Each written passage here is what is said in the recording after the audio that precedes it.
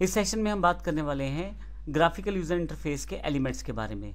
पिछले सेशन में हमने ऑपरेटिंग सिस्टम की जानकारी लिखी थी। पिछले सेशन में हमने ऑपरेटिंग सिस्टम की जानकारी ली थी, जो मुख्य ऑपरेटिंग सिस्टम है कौन कौन से हैं। इनमें हमने देखा था विंडोज़ एक इम्पोर्टेंट और बहुत ही पॉपुलर ऑपरेटिंग सिस्टम है। विंडोज़ की फीचर को ही यहाँ पे मैं दिखाने जा रहा हूँ। विंडोज़ एक ग्राफिकल यूज़र इंटरफेस सिस्टम है, अर्थात इसमें विजुअली चीज़ों को शो किया जाता है। यदि आप यहाँ देखें तो इसका सबसे इम्पोर्टेंट एलिमेंट टास्क बार होता है। जब आप कंप्यूटर ओपन करते हैं या ऑन करते हैं तो सबसे पहली स्क्रीन जो आपको दिखाई देती है कंप्यूटर पे, उसे डेस्कटॉप कहते हैं। उस डेस्कटॉप स्क्रीन में काफ़ी सारे ग्राफिकल यूज़र एलिमेंट्स शामिल होते हैं। जैसे ये अगर छोटे छोटे पिक्चर्स अगर आप देखें यहाँ पे, तो इन्हें आइकॉन्स कहा जाता है। अगर आप नीचे की तरफ देखें, मैंने रेड कलर से इसे इंडिकेट किया है, ये हमारे पास टास्क बार या स्टार्ट बार कहा जाता है। पीछे की तरफ बैकग्राउंड दी गई है। राइट हैंड साइड की तरफ फिर से कुछ पिक्चर्स दी गई हैं या कुछ इंपॉर्टेंट आइकॉन्स दिए गए हैं, शॉर्टकट्स दिए गए हैं। तो इस तरह से काफ़ी सारे फीचर रहते हैं विंडोज़ ऑपरेटिंग सिस्टम में, जिससे हम आसानी से इस ऑपरेटिंग सिस्टम के साथ काम कर सकते हैं। Graphical user interface operating system इसलिए है क्योंकि इसके एलिमेंट्स ऐसे हैं जिससे आप देखकर उन पे काम कर सकते हैं। आपको कीबोर्ड की आवश्यकता बहुत कम पड़ती है। कीबोर्ड की आवश्यकता आपको लिखने या कुछ स्पेसिफिक कमांड देने के लिए पड़ती है, अन्यथा आप माउस से ही सारा कंप्यूटर चला पाते हैं। ग्राफिकल यूज़र इंटरफेस में सबसे इंपॉर्टेंट पार्ट आइकन्स और शॉर्टकट्स भी रहते हैं। आइकन जो रहते हैं वो ग्राफिकल यूज़र इंटरफेस के ऑपरेटिंग सिस्टम का पार्ट है। जब हम कंप्यूटर पर अवेलेबल किसी आइकॉन पर क्लिक करके ओपन करते हैं तो वह एक्चुअल में उस फाइल या उस प्रोग्राम को ओपन करता है जिससे वो संबंधित रहता है। हर प्रोग्राम या फाइल या सॉफ्टवेयर का अपना ही एक अलग आइकॉन रहता है जिससे आप उसे आसानी से पहचान सकते हैं। प्रोग्राम कौन सी फाइल का है, इससे आइकॉन के एग्जांपल से समझा जा सकता है। यहाँ पे यदि आप राइट हैंड साइड पे देखें तो गूगल क्रोम का आइकॉन अलग है और फायरफॉक्स का अलग है। इस तरह से आईएसएसटी का अलग है और रिसाइकिल बिन बिल्कुल अलग है। कुछ आइकॉन जब आप कंप्यूटर पहली बार ओपन करें, यानी कि बिल्कुल नया फ्रेश कंप्यूटर हो या विंडोज़ अभी अभी इंस्टॉल हुई हो, तो ऐसे केस में कुछ आइकॉन्स पहले से ही अवेलेबल रहते हैं। उसमें सिस्टम आइकॉन ज़रूर रहते हैं। सिस्टम आइकॉन जब कंप्यूटर में ऑपरेटिंग सिस्टम को इंस्टॉल करते हैं तो यह आइकॉन अपने आप ही अवेलेबल हो जाते हैं, जैसे my computer, recycle bin, control panel इत्यादि। मैं आपको ये बता दूं कि जब आप विंडोज़ 10 में काम करते हैं तो वहाँ इन आइकॉन्स के नाम अलग हो सकते हैं, लेकिन काम सेम रहेगा। जैसे विंडोज़ 7 में माई कंप्यूटर रहता है, लेकिन विंडोज़ 10 में दिस पीसी या शो माई पीसी के नाम से आपको अवेलेबल रहता है। और रिसाइकिल बिन सेम रहता है दोनों में। कंट्रोल पैनल जो रहता है वो थोड़ा सा डिफरेंट इंटरफेस के साथ अवेलेबल रहता है विंडोज़ 10 में। तो जब भी आप ऑपरेटिंग सिस्टम चेंज करते हैं या चेंज होता है तो वहाँ पे इन आइकॉन के लुक एंड फील में चेंज हो सकता है, कुछ फंक्शनैलिटी में चेंज हो सकता है, लेकिन मोटे तौर पे काम वो सेम ही करते हैं। इसके अलावा ड्राइव आइकॉन्स रहते हैं। जैसा कि हमने कंप्यूटर हार्डवेयर में पढ़ा था कि हमारे पास हार्ड डिस्क रहती है। एक हार्ड डिस्क में हम पार्टीशन कर सकते हैं कि हम कितनी मेमोरी में क्या क्या सामान रखना चाहें। जब आप विंडोज़ को इंस्टॉल करते हैं अपने कंप्यूटर पे तो वह डिफ़ॉल्ट रूप से सी ड्राइव पे इंस्टॉल होती है। आप चाहें तो इसे डी या ई पे इंस्टॉल कर सकते हैं, लेकिन डिफ़ॉल्ट इंस्टॉलेशन पाथ जो विंडोज़ का रहता है वो सी ड्राइव रहता है।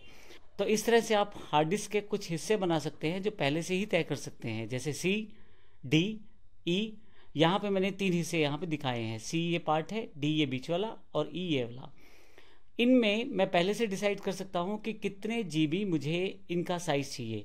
जैसे पहले सी ड्राइव का जो साइज़ है वो लगभग 71 जीबी है, 70.9। दूसरी डी ड्राइव का जो साइज़ है वो 195 जीबी है और तीसरी का जो साइज़ है वो 197 जीबी है। यहाँ पे ये जानकारी भी दी गई है ड्राइव्स के साथ कि कितना जीबी इस वक्त फ्री है। 36.1 जीबी, ये लगभग 36 जीबी फ्री है 70 जीबी में से। इस तरह से यहाँ 10 जीबी फ्री है लगभग 195 जीबी में से, और इसमें 7.5 जीबी फ्री है 197 जीबी में से। तो ये असल में जो ड्राइव्स रहती हैं ये हार्ड डिस्क का पार्ट रहती हैं और आप इन्हें चेक कर सकते हैं। कुछ ड्राइव्स एक्सटर्नल मेमोरी का पार्ट भी रहती हैं, जैसे यहाँ पे जी दिखाया गया है। ये कोई डीवीडी अगर हम डालें तो उसको डिटेक्ट कर लेगा, लेकिन ये जो जी ड्राइव है असल में हमारी डीवीडी राइटर ड्राइव है। यानी कि कुछ एक्सटर्नल डिवाइस अगर आप साथ में लगाएंगे तो वो हमारे पास फिर से एक ड्राइव के रूप में आ जाएंगी। यहीं पे अगर मैं पेन ड्राइव लगा दूँ तो उसके पश्चात एक अल्फ़ाबेट उसे साइन कर दिया जाएगा, शायद एफ़। तो एफ ड्राइव जो है हो सकता है वो हमारी पेन ड्राइव की ड्राइव हो जाए।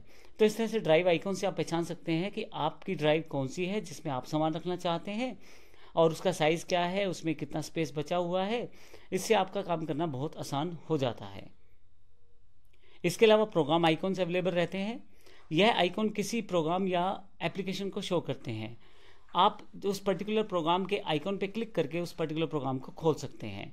इन आइकॉन पर उसका लोगो यानी कि सॉफ्टवेयर का लोगो या फाइल का नाम भी शो हो रहा होता है। जैसे एग्जांपल यहाँ पे कोरलड्रा जो है उसका एक शॉर्टकट है, और जब आप इसे क्लिक करेंगे तो यह ओपन हो जाएगा। इस तरह से एनीडेस्क है, नाम भी है और आइकॉन भी है। गूगल क्रोम में नाम भी है और आइकॉन भी है। तो इस तरह से आप आसानी से इस प्रोग्राम को पहचान सकते हैं यह प्रोग्राम क्या ओपन करेगा या किस एप्लीकेशन सॉफ्टवेयर से रिलेटेड है। इसके अलावा कुछ हार्डवेयर आइकॉन्स अवेलेबल रहते हैं हमारे पास। जैसे आप कंट्रोल पैनल में अगर आप चले जाएं विंडोज़ 10 या विंडोज़ 7 में, तो आपके पास काफ़ी सारे आइकॉन दिखाई देंगे।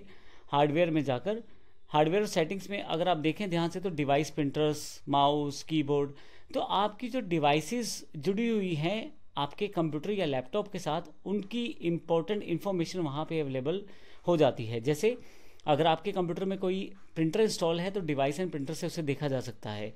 एक से अधिक प्रिंटर इंस्टॉल होने पे सारे प्रिंटर्स की जानकारी वहाँ मिल जाएगी, और यहाँ से आप सेटिंग भी कर सकते हैं किसी पर्टिकुलर प्रिंटर के बारे में। जैसे आपके पास 4 प्रिंटर हैं, आप चाहते हैं कि एप्सन प्रिंटर पर ही प्रिंट दिया जाए तो आप उसे डिफ़ॉल्ट प्रिंटर सेट कर सकते हैं।